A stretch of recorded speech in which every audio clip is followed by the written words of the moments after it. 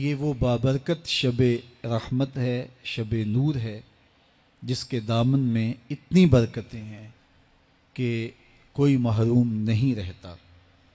صرف وہ بد نصیب لوگ جو شرک میں مبتلا ہیں، جو سخت کینہ پرور ہیں، جو قطع رحمی کرتے ہیں، قاتل ہیں، عادی شرابی یا بدکار ہیں، انہیں اس مبارک رات میں محروم رکھا جاتا ہے، ورنہ اللہ کی رحمتوں کا عموم اس بابرکت راتوں میں اس قدر ہوتا ہے کہ کوئی گناہ گار جو اس کے حضور ہاتھ دعا کے لیے اٹھاتا ہے اور اپنا دامن پھیلا کے اس کی رحمتیں مانگتا ہے، اسے محروم نہیں رکھا جاتا، بلکہ اللہ سب گناہ گاروں کو جہنم کی آگ سے آزاد کر دیتا ہے۔ قرآن مجید میں ایک مقام دیکھیے کتنا دل آویز ہے۔ فرمایا ما یفعل اللہ بعذابکم، اللہ تمہیں عذاب دے کے کیا کرے گا؟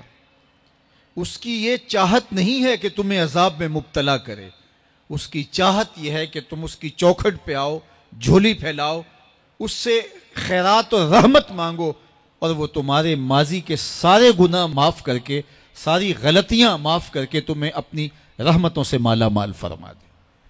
تو وہ بندوں کو بخشنے پہ، بندوں کی مغفرت کرنے پہ آمادہ ہے، اور اس کی رحمتیں بہانے تلاش کرتی ہیں۔ انسان کی فطرت کے اندر گناہ رکھا گیا ہے۔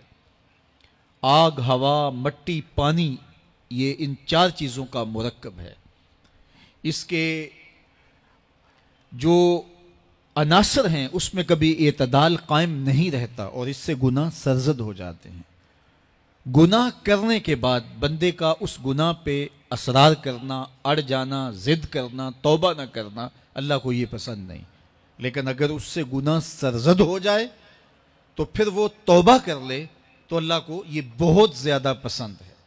جو اس سے ہو سکے نیکی وہ اللہ کے حضور پیش کرے، لیکن اس کے اندر جو شر رکھی گئی ہے، اس کے اندر جو قوتیں گناہ کی رکھی گئی ہیں، اس سے اگر اس سے گناہ سرزد ہو جائے تو پھر وہ اللہ سے توبہ کرے، اللہ کی طرف رجوع کرے، تو اللہ اس کی توبہ کو نہ صرف قبول کرتا ہے بلکہ اس کے گناہوں کو معاف کرتا ہے اور گناہوں کو بدل کے نیکیوں میں تبدیل کر دیتا ہے۔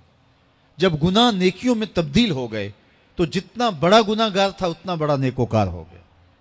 حضرت سیدنا عمر رضی اللہ تعالیٰ عنہ بازار میں جا رہے تھے تو ایک شرابی نے ہاتھ میں بوتل پکڑی تھی شراب کی، تو حضرت عمر ہاتھ میں درہ رکھتے تھے اور آپ کا جاہ و جلال دیتنیت ہوتا، تو جو ہی حضرت عمر رضی اللہ تعالیٰ عنہ کو اس نے دیکھا تو ڈر گیا، اور دل ہی دل میں کہا اے اللہ آج عمر کے قہر سے بچا لے، میں تیری بارگاہ میں سچی توبہ کرتا ہوں، اور جلدی سے شراب کو بغل میں چھپا لیا۔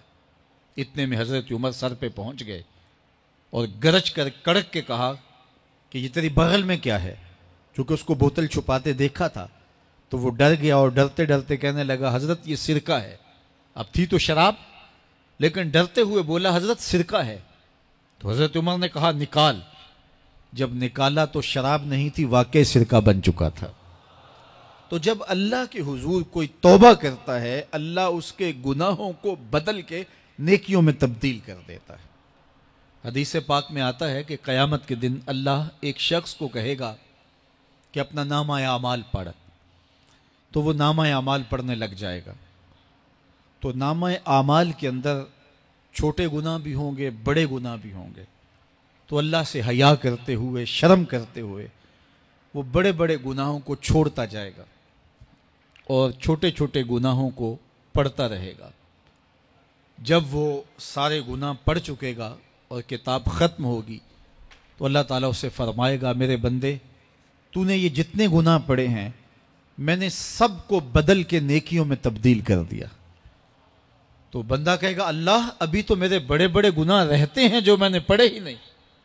فَضَحِكَ النَّبِيُّ حَتَّى بَدَتْ أَنْيَابُهُ، حضور جب یہ بیان فرما رہے تھے تو حضور اتنا مسکرائے کہ صحابہ نے حضور کی داڑھیں دیکھ لی۔ تو پہلے وہ بڑے بڑے گناہ چھوڑے جا رہا تھا، لیکن جب اللہ فرمائے گا کہ میں تیرے گناہوں کو بدل کے نیکیوں میں تبدیل کر دیا تو وہ کہے گا ابھی تو بڑے بڑے گناہ رہتے ہیں جو میں نے ابھی پڑھے ہی نہیں. تو جب کوئی بندہ اس کے حضور توبہ کرتا ہے، اللہ یہ نہیں دیکھتا اس نے گناہ کتنے کیے ہیں، یہ دیکھتا ہے بندہ آیا میری چوکھٹ پہ ہے تو اللہ اس کے پچھلے سارے گناہ معاف فرما دیتا ہے.